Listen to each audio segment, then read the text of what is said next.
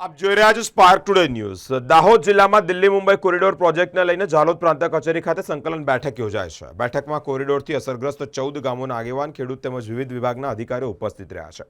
બેઠક દરમિયાન કોરિડોર પ્રોજેક્ટને લગતી વિવિધ પડતર રજૂઆતો અને વિકાસલક્ષી કામોની વિસ્તૃત સમીક્ષા કરવામાં આવી છે। અસરગ્રસ્ત ગામોના આગેવાનો અને ખેડૂતો દ્વારા જમીન, માર્ગ, સુવિધાઓ તેમજ અન્ય સ્થાનિક પ્રશ્નોને લઈને રજૂઆત પણ કરવામાં આવી છે। તારીખ 1/6/26ના રોજ એક્સપ્રેસ હાઈવેના 14 ગામોના પ્રતિનિધિઓ દ્વારા જે આવેદનપત્ર અમને આપવામાં આવેલ, જે આવેદનપત્રમાં સમાવિષ્ટ વિવિધ મુદ્દાઓની ચર્ચા માટે, સમીક્ષા માટે અમે અમારી કક્ષાએ રેગ્યુલર બેઝિસ પર અમે સમીક્ષા બેઠક રાખતા હોઈએ છીએ।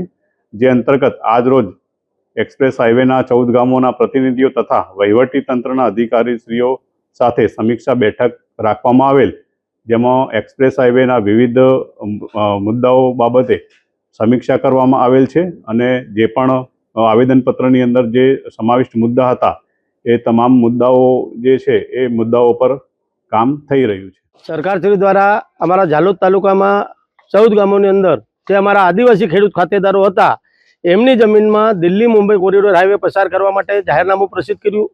એનો સતત 4 વર્ષ સુધી અમે વિરોધ કર્યો, તેમ છતાં સરકારે તંત્રને આગળ કરીને જે અમારી જમીન હતી એ સસ્તા ભાવે છીનવી લીધી અને એ જમીન છીનવતા જ્યારે હાઈવેનું કામકાજ ચાલુ થયું તે વખતે આ બાંધકામની અંદર અમારા જે ગરીબ આદિવાસી ખેડૂત ખાતેદારો હતા એમની જે મૂળભૂત સુવિધા હતી એ છીનવાઈ ગયેલી। એના માટે અમે છેલ્લા 5 વર્ષથી લડાઈ લડતા જઈને અનેક આંદોલનો કર્યા, અનેક આવેદનપત્રો આપ્યા, રૂબરૂ મુલાકાતો કરી, તે છતાં સરકાર અને તંત્રના પેટનું પાણી ના હાલ્યું અને આજે અમારા માણસોને ખૂબ આ મૂળભૂત સુવિધાઓને કારણે મુસીબતનો સામનો કરવો પડી રહ્યો છે।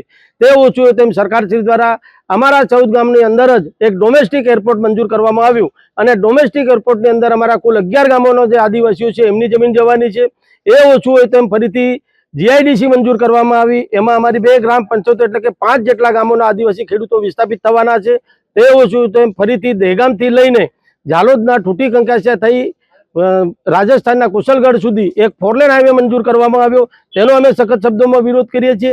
અને એ બધું ઓછું હોય તેમ અમારા આદિવાસીઓનો ખાતમો કરવા માટે મધ્યપ્રદેશના નીમચથી લઈ રાજસ્થાનના પ્રતાપગઢ થઈ ગુજરાતના દાહોદ અને મધ્યપ્રદેશના અલીરાજપુરથી મહારાષ્ટ્રના નંદુરબાર જિલ્લા સુધી એટલે કે 4 રાજ્યોના 5 જિલ્લામાં થઈ 380 કિલોમીટર લાંબી જે રેલવે લાઇન મંજૂર કરવામાં આવી તેનો પણ અમે સખત વિરોધ કરીએ છીએ। આપના માધ્યમથી અમે સરકારશ્રીને કહેવા માંગીએ છીએ કે અમે આદિવાસીઓ એટલા માલેતુજાર નથી કે આ દિલ્હી બોમ્બે કોરિડોર હાઈવેમાં પોતાના વાહનોથી દિલ્હી કે બોમ્બે અમે જઈ શકવાના નથી। અમે એટલા માલેતુજારો નથી કે પ્લેનમાં બેસી એરપોર્ટની અંદર જઈ અને અમે કંઈક વિદેશમાં કે કોઈ દેશના અન્ય રાજ્યમાં અમે પ્રવાસ કરી શકવાના છીએ। જીઆઈડીસીમાં અમને કોઈ નોકરી, કોઈ રોજગારી મળવાની નથી, અમે વિસ્થાપિત થવાના છે।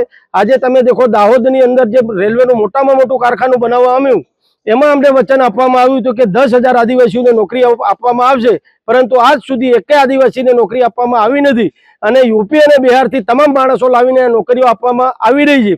એટલે સરકાર કોઈકના કોઈક ભોગે સસ્તા ભાવે અમારા આદિવાસીઓની જમીન છીનવી લઈ અમારા આદિવાસીઓનો ખાત્મો કરવાનું એક ષડયંત્ર કરી રહી છે।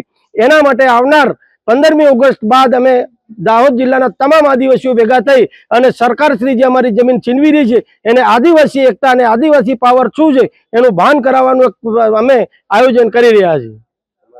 મુકેશભાઈ ડાંગી।